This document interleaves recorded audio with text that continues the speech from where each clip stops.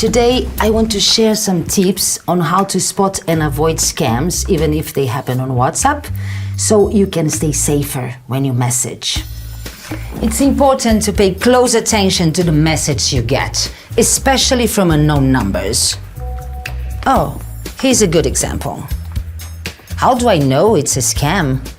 Scammers often try to lure you in with offers that sound too good to be true, or they impersonate those close to you to gain your trust. And be cautious with messages offering prizes, jobs, asking for money, and pay attention to the details. Poor grammar, misspellings, overly urgent language can be red flags. And if anyone is messaging you about a money transfer, call them first. Now that we know this is a scam, let's take action.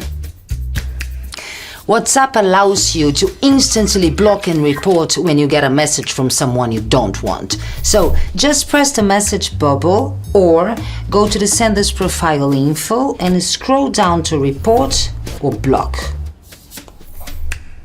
Just like that, I've avoided falling for this scheme. Life is too short for posers. WhatsApp's multiple layers of protection help prevent the frauds from interrupting your day. That's all I got for now.